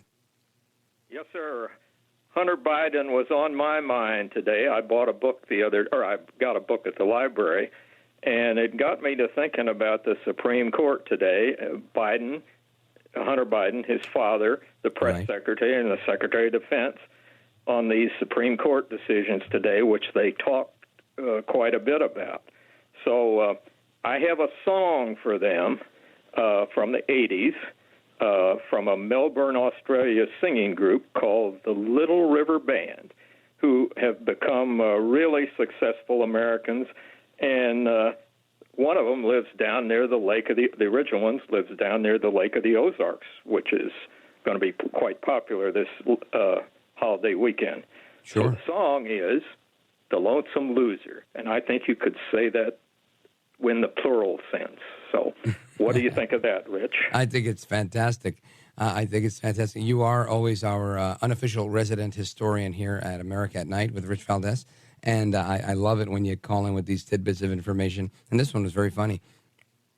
Yeah, the real loser here, and I don't mean it as an insult, I mean it as a matter of fact, is the little girl, right? The little girl is losing out. She's losing out on her dad, who argued that she can't have his last name because she would face the political fallout of being a Biden. So the ultimate, he agrees to paternity. Sure, she's my kid. No, she can't have my name. No, I won't give you any cash. But yes, I will give you some paintings. Unbelievable. Bill, I don't know how they reconcile this. I don't know either. Thank you. All right, Bill. Excellent song choice. Definitely Joe Biden is a loser, and he has a son that's also a loser. And I say that with all sincerity and respect. Okay, let me continue. Let's go to Steve, Cleveland, Ohio, WNIR. Go right ahead. Easy listening of the night. How are you, Rich? Wonderful, brother. Happy Independence Day to you. There's so many different ways I can go. I'm going to see if I can compact it all, but Rush Limbaugh always said that talent on loan from God, and so Rush kind of gave up his talent, and then the world falls apart. So our Cleveland Indians is now the Cleveland Guardians, and they say, well, we're going to get about 8,000 names. We'll get about all the people here. We'll figure it out, and blah, blah, blah. And they get it all the way down to 6 names. And, well, they picked them their own name. And that's when we got the All-Star game, so that's when they made, deal with the MLB. And I've talked to people in Texas and Arizona, and worrying about stupid names and the things falling apart, and Biden's out there. So you got loser senior and loser junior. So Uncle Joe, if anybody remembers Petticoat Junction. But Rush used to have a little thing he said, mega dittos. Yeah. I'm going to let you have this one. Mega magas. Well put, brother. Thank you for the call. I appreciate it. And always a big plug for El Rushbo, a legend in this game. Steve, have a great weekend, my man. And let me see. Where do we go here? Let's see. Patty, Ventura, California, KVTA, the wonderful KVTA. Patty, welcome. You're on with Rich Valdez. Go right ahead. Thank you. We're so lucky to have KVTA. We're Amen. on the right side of the radio. I am completely disgusted that King Biden, might we add, thinks that he can forgive student loan debt. I have nieces and nephews who work their butts off to pay back their loans. I know people who use their student loans to buy cars, not pay off their tuition. And, okay, if you want to do that, can we stop giving money to other countries, maybe, and help our homeless? It's just absolutely absurd, and King Biden needs to go. Excellent point, Patty. And, we had a guest this week, I think it was this week, who was saying that, this whole problem that we have with homelessness in America is really a misdiagnosed mental health problem. So we're trying to fix it by looking at it the wrong way, trying to create more housing as if it's a housing shortage, and it's not. According to the argument he was making, was that it's not a housing shortage per se. It's really a mental health services and treatment shortage. So you have more of these people that are either drug addicted or schizophrenic or some other mental health challenge that is causing this problem to continue and abound. And I thought, interesting case that he was making. And here we are with homelessness as a problem, theft and crime, shoplifting in so many big cities across the country. And you're right. All we can do is think about how much we can spend on foreign aid while we're watching everything in our own backyard fall apart. It's a sad day in America. Right, Patty? Exactly. Totally agree. And it is a mental health issue. Brain damage, addiction. It is. I have a person living right here next door to me practically. His mother she's got a restraining order against him because he's combative. He's got brain damage. He's homeless. She had to kick him out of the house. So what's he doing? God, it's very sad. Right. And now he's on the street instead of in a mental hospital. Right. I'm sick to death of us giving. I have generations of my family. We just sold the family farm. We're paying capital gains tax for what? Ukraine? Excuse me. Could we protect our own border first? That would be nice, wouldn't it? And 100%. The veterans, the homeless. It's absolutely absurd. King Biden needs to go. I agree with that, Patty. A very happy Independence Day to you. And we have a special coming up on Monday and Tuesday for Independence Day weekend and to kick off that week. So thank you, Patty, for your call. And we're going to continue with your calls straight ahead. 833-4-VALDEZ, 833-482-5337. This is America at Night with Rich Valdez. Call now, 833-4-VALDEZ. That's 833-482-5337. 833-4-VALDEZ. That's Valdez with an S.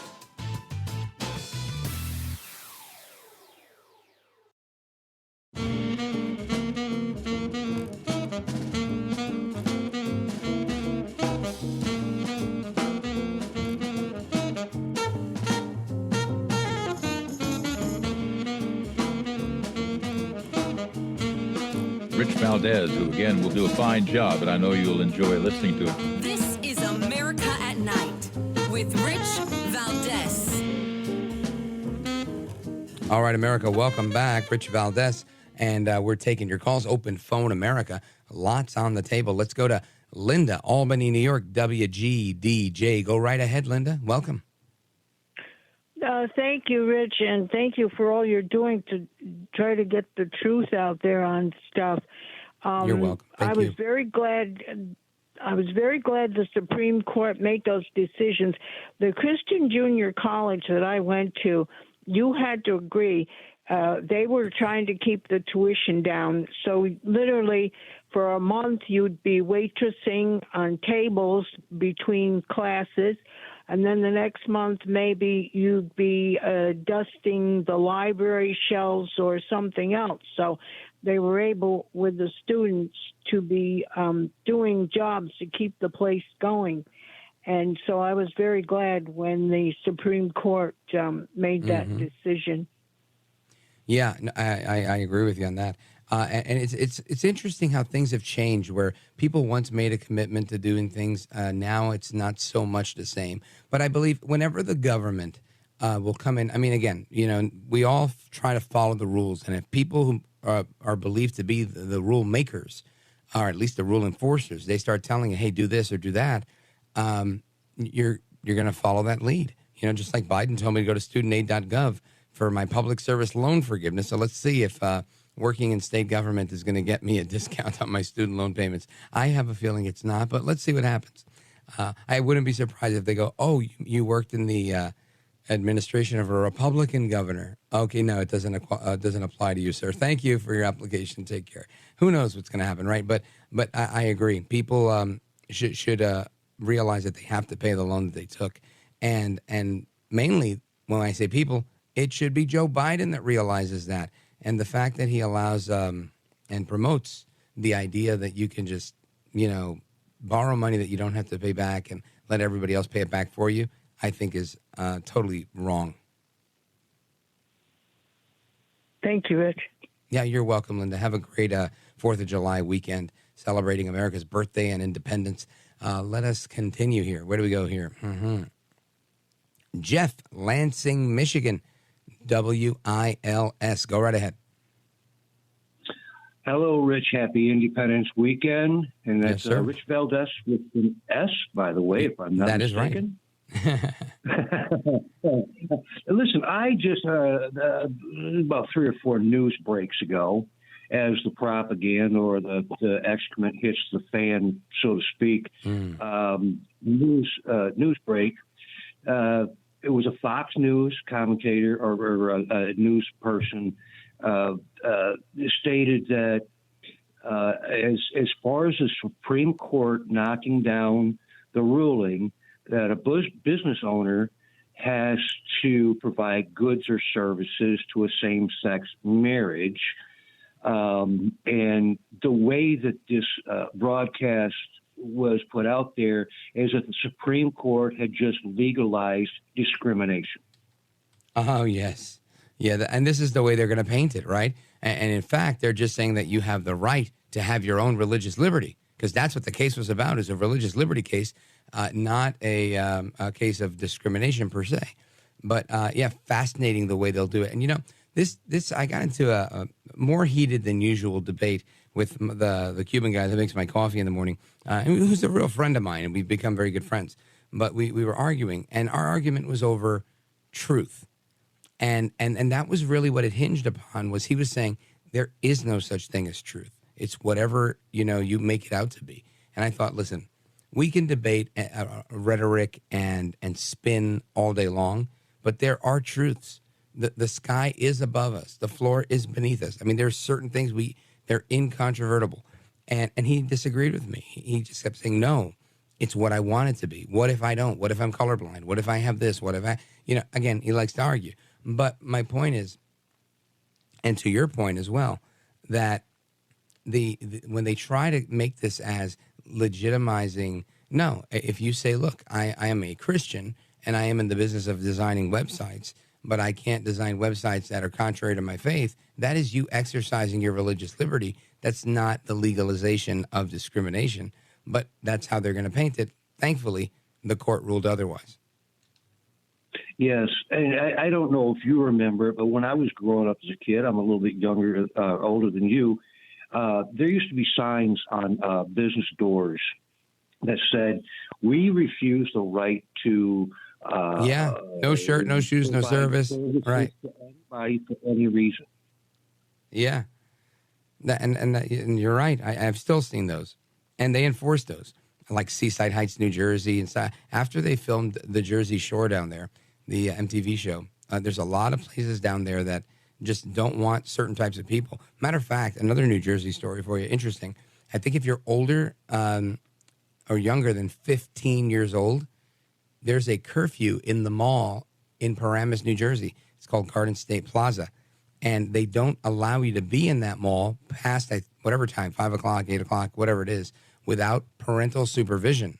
Like if you're not walking next to your parent, the police actually kick you out of the mall, or they'll check your ID to make sure you're 18 or older. So that's the modern day version of we reserve the right to refuse service to anybody that we feel doesn't, work for us.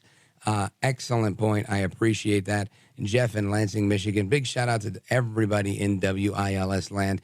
More to come straight ahead. Don't move a muscle. This is America at Night with Rich Valdez.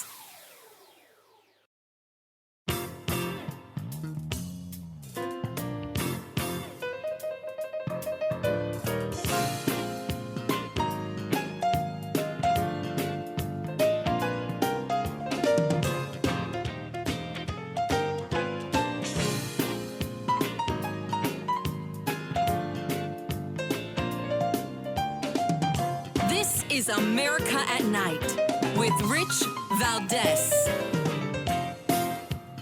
All right, let's see. Where do we go from here?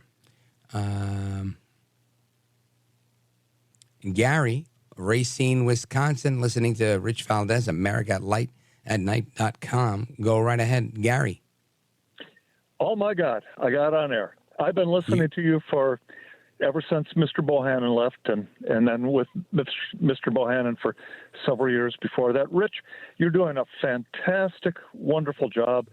I really appreciate your contribution to not only conservative, but just increasing the general knowledge of the audience of this country and the awareness of how we're getting stomped down by people that are trying to put agendas that it's, you know, tyranny. They're messing with our kids. I heard you the other night about the thing with, we're coming after coming after your kids thing. Oh, yeah. And my God, I've got Did two your blood daughters boil? And a granddaughter and two sons, and please, oh my God, don't come after my kids. Oh my God. And I'm sorry if, because unfortunately I haven't been able to listen to your show tonight. My brother's going through cancer, and Oh, you know what? Let me just share with you.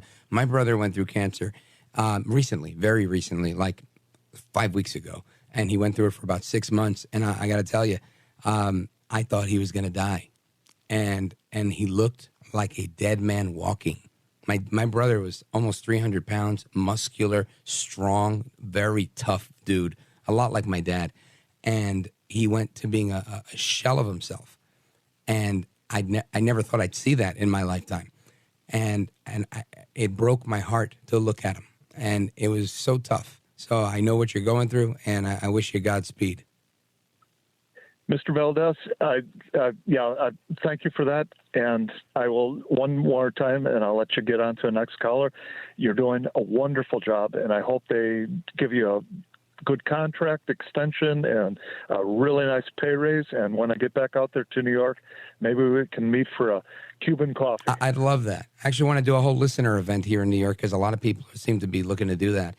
Gary, thank you for your kind words. I appreciate it. I'll keep your brother and your family in my prayers because I know it's a tough time for everybody, not just your brother. And that's it. That's wrapping this one up, folks. Jane and Frank and Robert, I appreciate you guys. They're cutting me off. The music's about to kick in. But I want to wish you guys a happy Independence Day weekend. Happy birthday, America. Make sure you're tuned in. We've got a best of show on Monday and Tuesday, back with a live show on Wednesday. I think you're going to enjoy it. You're going to love it. Enjoy your time with your friends and your family celebrating America. I think it's 248 this year. That's amazing. Anyway, hopefully I'll have my voice back by then. Take care, good night, and God bless. I am Rich Valdez. This is America at Night. Hasta la próxima. Until next time, we'll do it again soon.